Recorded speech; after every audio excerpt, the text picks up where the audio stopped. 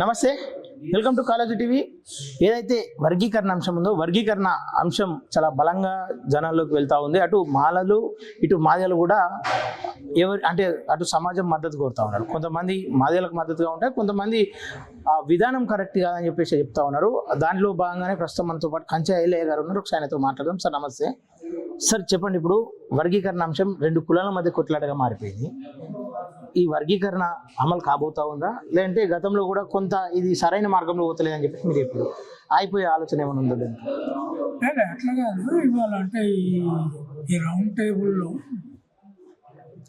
నేను చాలా స్పష్టంగా చెప్పింది ఏంటి అంటే,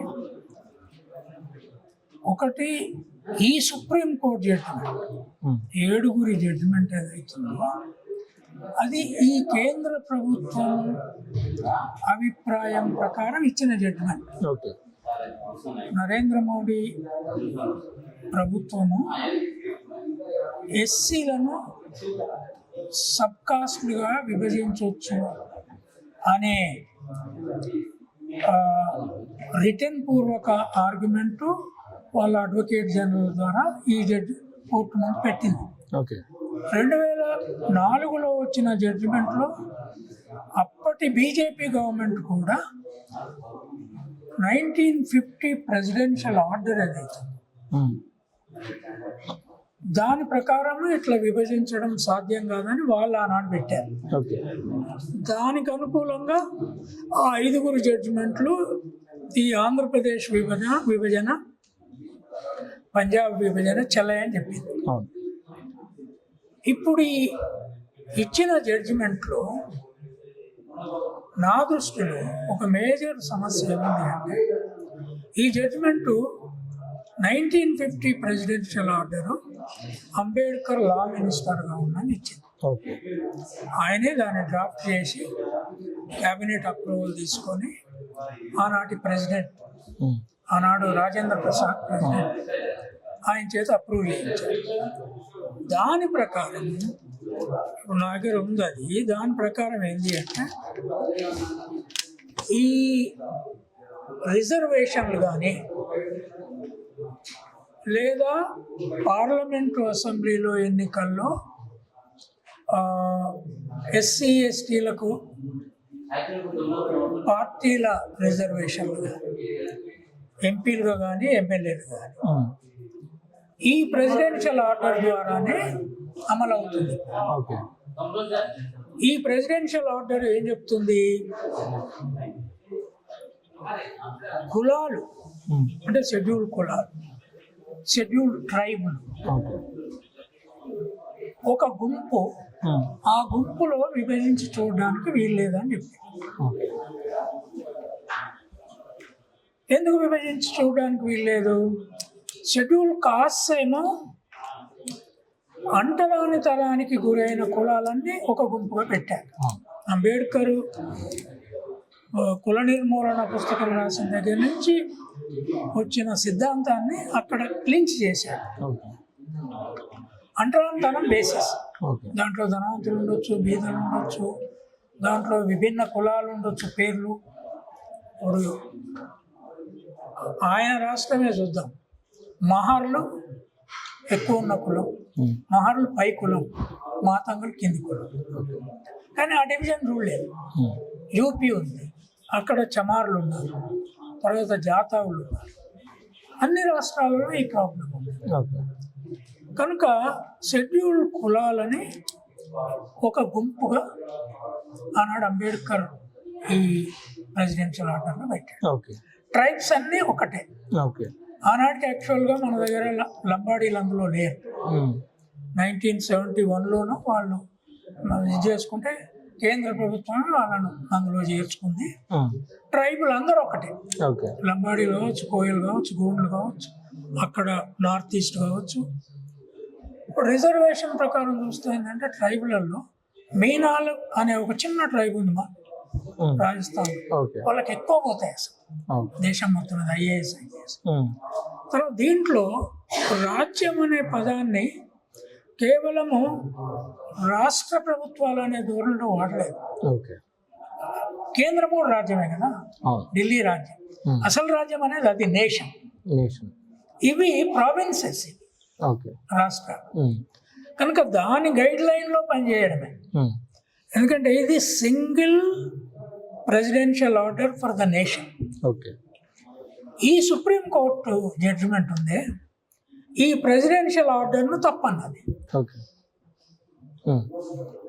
ఈ ఎస్సీలంతా ఒక గుంపు కారు అంటుంది, ఓకే. హోమోజీనియస్ కాదు అంటుంది. తర్వాత ఎస్టీలంతా ఒక గుంపు కాదు అంటుంది. అన్నప్పుడు మరి ఇది ఉనికిలో ఉండదు. ఓకే. దీన్ని అమలు చేయడం అంటే దీని ప్రకారం రిజర్వేషన్ కూడా ఇవ్వలేరు, ఎన్నికల్లో వీళ్ళకు రిజర్వేషన్ కూడా ఇవ్వలేరు. ఓకే.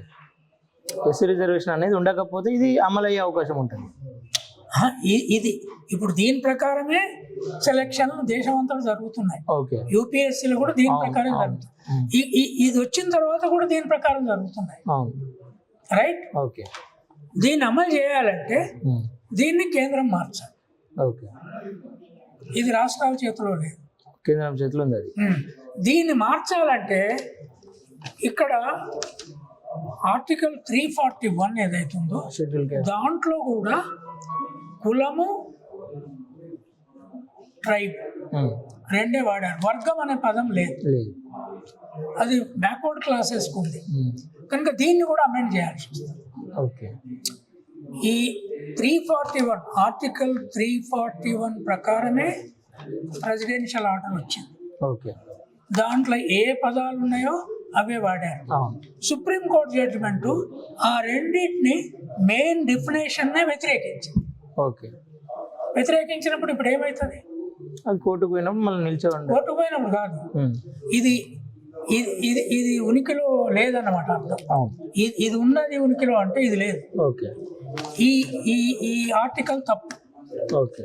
341 అనేది తప్పు. ఫర్ ఎగ్జాంపుల్ దీంట్లో క్లాస్ అంటున్నాడు, the preferential model and the exclusive model. In the preferential model, classes that are more socially backward are given a preference to all the seats that are reserved for the scheduled caste. Okay. Scheduled caste లో వర్గాన్ని పెడుతున్నాడు ఇప్పుడు. వర్గం అంటే untouchability పునాది కాదు, అంటరాంతరం ఎగిరిపోయిందని అర్థం. అంటే మొత్తం క్యారెక్టరే మారుతుంది మరి. అందుకని నేను అనేది ఏంటి అంటే రాష్ట్ర ప్రభుత్వాలు దీన్ని అమలు చేయలేవు. ఓకే. కానీ సార్ వాళ్ళు గుడ్డి ఒకటి ఏమని చెప్పేసి చెప్తా ఉన్నారంటే, ఏదైతే ఒక్కొక్క రాష్ట్రంలో ఒక్కొక్క కులం ఒక్కొక్క క్యాస్ట్, అంటే ఇక్కడ బీసీలుగా ఉన్న వాళ్ళు మరో రాష్ట్రంలో ఎస్సీలుగా ఉంటారు, ఒక దగ్గర ఎస్సీలుగా ఉన్న వాళ్ళు మరో రాష్ట్రంలో ఓసీలుగా ఉంటారు. కాబట్టి రాష్ట్రాలకు ఇచ్చింది కాబట్టి మేమందరం దీన్ని కోరుకుంటా ఉన్నామని చెప్పి చెప్తా ఉన్నారు. స్టేట్ అంటే రాష్ట్రమా? ప్రెసిడెన్షియల్ ఆర్డర్ ను తప్పని చెప్పింది ఈ ప్రెసిడెన్షియల్ ఆర్డర్ ఎవరిది? రాష్ట్రాన్ని కాదు, అది ఒక రాష్ట్రాన్ని కాదు, దేశం అంతా. This is a national presidential order.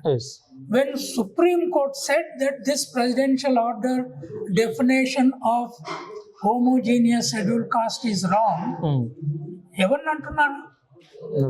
ఒక చిన్న రాష్ట్రమా? కాదు, దేశం అంతా. మరి అది ఫండమెంటల్ ఇష్యూ అది. ఓకే సార్, ఇది ఇంత క్లారిటీగా ఉండగా కూడా ఇటు అనేక మంది బీసీ మేధావులు కూడా ఈరోజు వర్గీకరణకు మద్దతుగా మేము ఉన్నామని చెప్పేసి ప్రకటిస్తా ఉన్నారు. నేను కూడా వర్గీకరణ మద్దతుగా చాలా రోజులు చేసిన.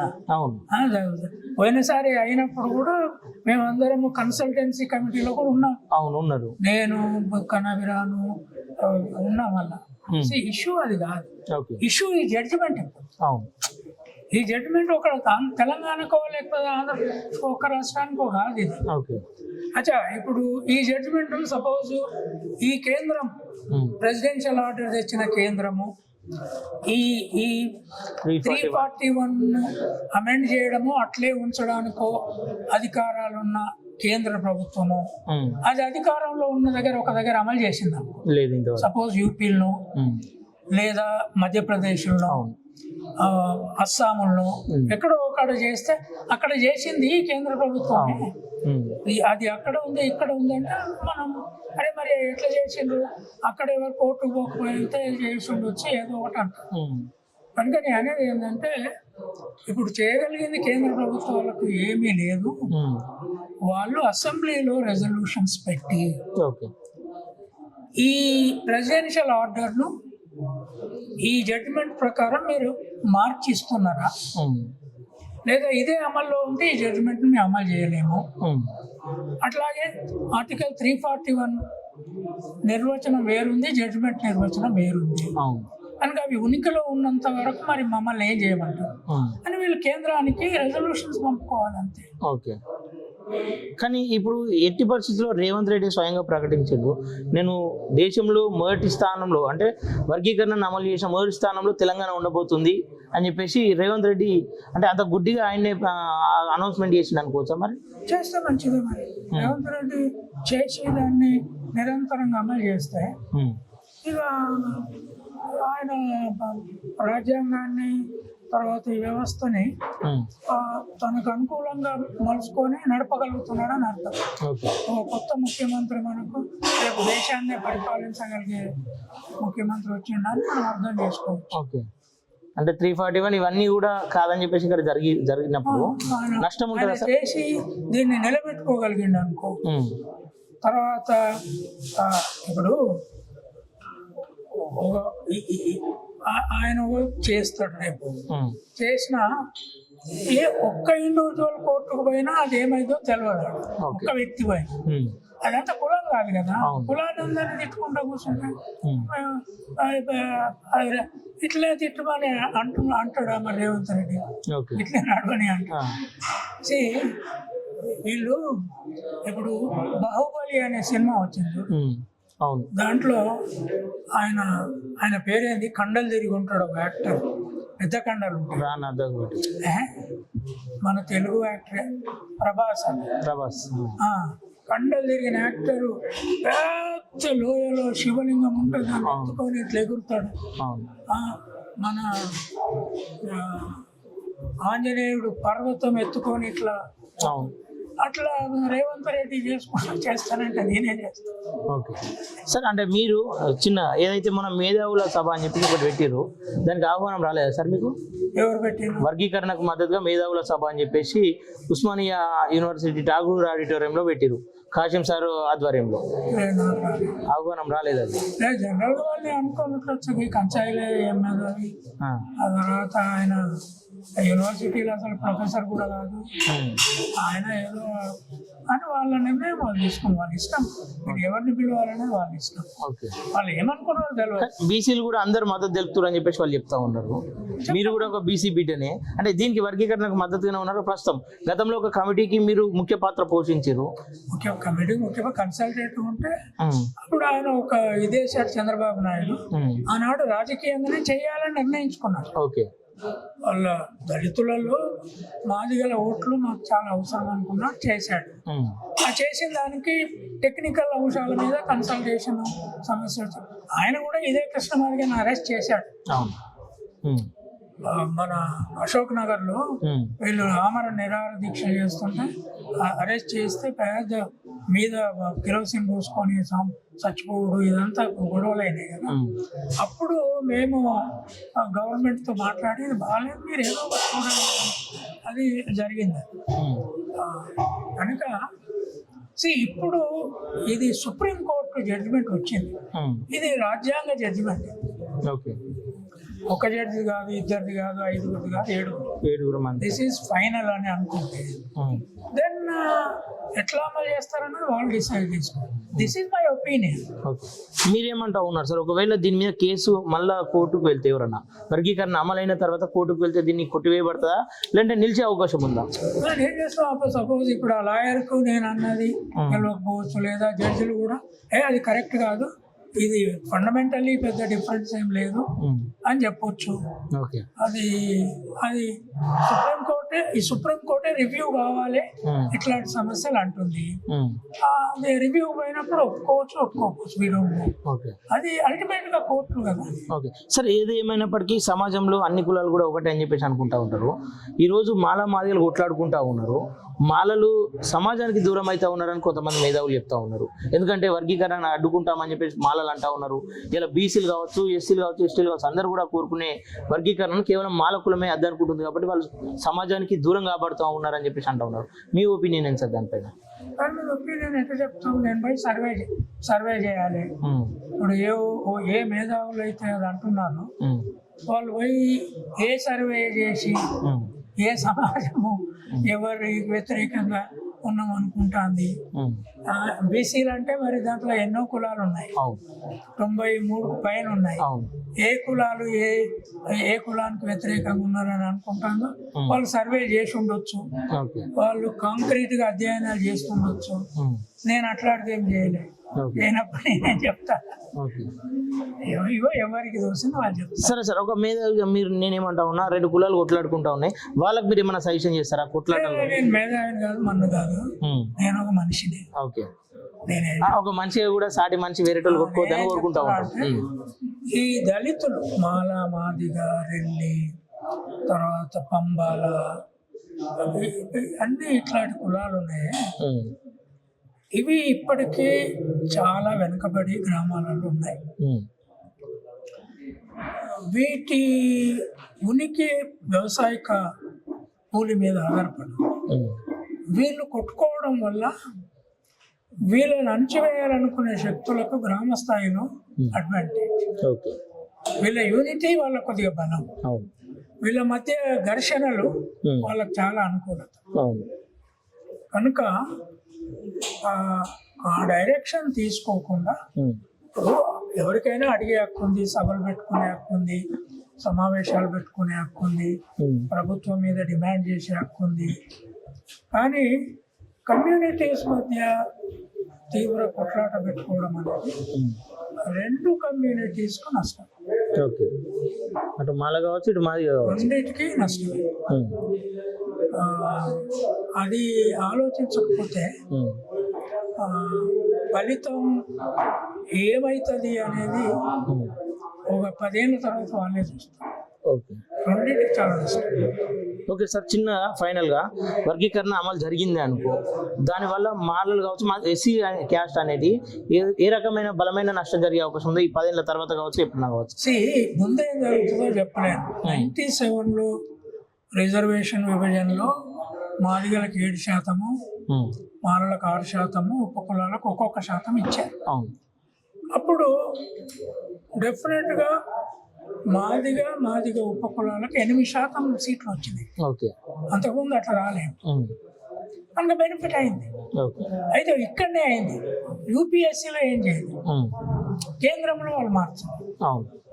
ఎక్కడైతే ఐఏఎస్ ఐపీఎస్లు కావాలో వాళ్ళు మార్చలేదు. కనుక వర్గీకరణ ఇప్పుడు కొత్త లెక్కలు తీసి దేనికైనా 2 లెక్కలు కావాలి. ఒకటి ఈ ఒక్కొక్క కులం సంఖ్య ఎంత ఉన్నది, అది ఢిల్లీ సెన్సెస్ రిజిస్ట్రార్ తీసిన లెక్కలే వ్యాలిడ్, మిగతా ఎవ్వి కాదు. రెండవది ఉద్యోగాలలో లేదా పార్లమెంటు, అసెంబ్లీ లేదా పంచాయతీ ఎన్నికల్లో ఏ కులం ఎక్కువ పొందుతుంది అనేది కూడా లెక్కలు తీయాలి. ఆ లెక్కలు తీసి ఈ రెండింటిని పోల్చి చూడమంటున్నారు. జడ్జిమెంట్ అమలు చేసి వాటి ప్రకారం ఇవ్వాలి. దాంట్లో మోడల్స్ పెట్టారు, ఏ మోడల్ ప్రకారం ఎట్లా చేస్తారు, ఈ మోడల్ ప్రకారం చేస్తే ఇట్లా, ఈ మోడల్ ప్రకారం ఇట్లా. కానీ మీరు ఏ మోడల్ చేసినా అల్టిమేట్గా మీరు చేసింది కరెక్టా కాదా అనేది కోర్టు మళ్ళా రివ్యూ చేస్తుంది అంటున్నది చీఫ్ జస్టిస్ రాసిందని. కనుక కొద్దిగా చాలా విచిత్రమైన జడ్జిమెంట్, అంత స్ట్రేట్గా లేదు, కాంప్లికేటెడ్గా ఉంది. కనుక దీన్ని అమలు చేయించుకునే ప్రయత్నం చేయడం ఢిల్లీ నుంచి కింది వరకు వీళ్ళు చేయగలిగితే మంచిదే. నా దృష్టిలో ప్రెసిడెన్షియల్ ఆర్డర్ను మార్చాల్సి వస్తుంది.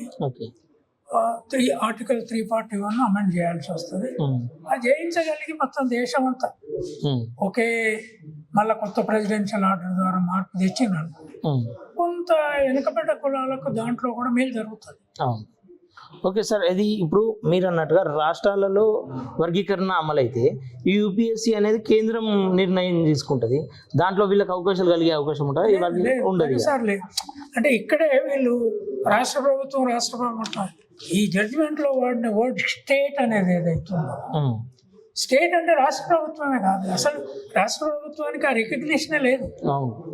ప్రావిన్షియల్ గవర్నమెంట్స్ ఇవి. State is Indian state, nation. అది దృష్టిలో పెట్టాలి. ఓకే సార్, ఫైనల్గా వర్గీకరణ ఇదంతా అయిపోయిన తర్వాత కూడా నిలుస్తే లేదంటే అంటే పడిపోతే కోర్టులో ఎట్లాంటి అంటే తెలంగాణలో ఎట్లాంటి జరిగే అవకాశాలు ఉంటాయి? ఇట్లాంటి అంశాలపైన చర్చ అంటే వాళ్ళు ఇప్పుడు వర్గీకరణ జరిగింది అనుకో, తర్వాత అమలు అవుతుంది అనుకో, నేను పోయి గెలిచిన వాళ్ళకు పూలదండ వేసి మెచ్చుకోను. ఓకే. లేదు దాన్ని ఆపినరు అనుకో, వాళ్ళకు పూలదండ వేసి మెచ్చుకోను. ఓకే. నేను నా పని బతికేంత సచ్చేంత వరకు చేసుకుంటుంది అంతే. ఓకే. వాళ్ళే వాళ్ళు చేసుకుంటారు, అన్నిటికీ మనం ఏం చేస్తాం. ఓకే. ఇక్కడ మీరు అన్నట్టుగా అటు బీజేపీ ఉన్న రాష్ట్రాల్లో చేయకుండా, ప్రధానమంత్రి స్వయంగా మద్దతు తెలిపిన బీజేపీ రాష్ట్రాలలో చేయకుండా ఇలా తెలంగాణకు వచ్చి తెలంగాణలో చేయాలని చెప్పేసి బలంగా పోరాటం మొదలెట్టారు. ఇక్కడ తెలంగాణ గవర్నమెంట్ బలి చేసే ప్రయత్నాలు ఏమైనా అనిపిస్తూ ఉన్నాయా మరి? బేసికల్లీ నాకు అర్థమైంది ఏంటంటే ఇది ప్రైమ్ మినిస్టర్ అమిత్ షా స్ట్రాటజీలో. ఎందుకంటే ప్రైమ్ మినిస్టర్ 1952 ఎన్నికల నుండి 23 ఎన్నికల వరకు ఒక్క కమ్యూనిటీ మీటింగ్ ఎక్కడ అడ్రస్ చేయాలి, నరేంద్ర మోడీ చేసిండు. ఈ కోర్టు తీర్పు మీకు అనుకూలంగా తెస్తా అని చెప్పిండు, ఆయన తెచ్చిండు.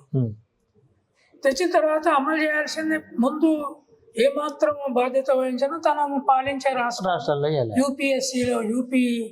యూపీఎస్సీ రిజర్వేషన్లకు ఆర్డర్లు ఇచ్చేసి అన్ని రాష్ట్రాలను మెసలకుండా అమలు చేయించవచ్చు.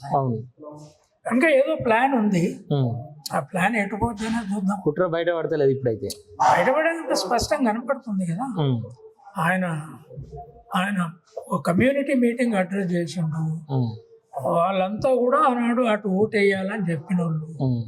సో అది నడుస్తుంది. ఒకవేళ యూపీలోనూ మధ్యప్రదేశ్లో చాలా కాలం, గుజరాత్లో చాలా కాలం బీజేపీ అధికారం, అక్కడ అమలు చేసి ఉంటే మనకు అనుమానం ఏం రాదు. అక్కడ చేస్తే ఒక మోడల్గా నిలబడుతున్నా, మిగతా అక్కడ కూడా ఉద్యమాలు నడిచినా పోనీ మనకు రాకపో. అక్కడ ఎక్కడ ఏమి ఉద్యమాలు నడుస్తలేవు, అమలు లేదు, ఇక్కడ నడుస్తున్నాయి. ఇక్కడ ఏదో ఒక కొత్త ఒక మాయా దేవత పుట్టుకొచ్చినట్టుంది. కాబట్టి భూమి నుంచి అప్పుడప్పుడు దేవుళ్ళు మొలుస్తారు. రైట్, అది తెలంగాణ గడమే మొలవబోతా ఉంది. అదే అయితే మన బీరప్ప లేదా మన మల్లప్ప మొలవరు, ఆ మొలిసే దేవుళ్ళు వేరే ఉంటారు. అట్లాంటి దేవుడు తెలంగాణలో మొలుస్తున్నట్టున్నాడు, మొలుస్తే చూద్దాం. అంటే గతంలో వర్గీకరణను 4 ఏళ్ళు కొనసాగించింది టీడీపీ ప్రభుత్వం. ఇప్పుడు ఆంధ్రాలో అదే టీడీపీ ప్రభుత్వం ఉంది, వాళ్ళు ఎన్డీఏతో అలయన్స్ ఉన్నారు. మరి ఆంధ్రాలో కూడా ప్రయత్నాలు జరుగుతలేవు. అక్కడ దేవుడు మొలుస్తలేడేమో, అంటే ఓన్లీ తెలంగాణలో దేవుడు మొలుస్తాడు. ఓకే, కాంగ్రెస్ ప్రభుత్వం ఉంది కాబట్టి ఇక్కడ మొలుస్తుంది అనుకోవచ్చా? ఇక్కడ దేవుడు మొలుస్తుండొచ్చు. Okay sir, okay sir, thank you so much.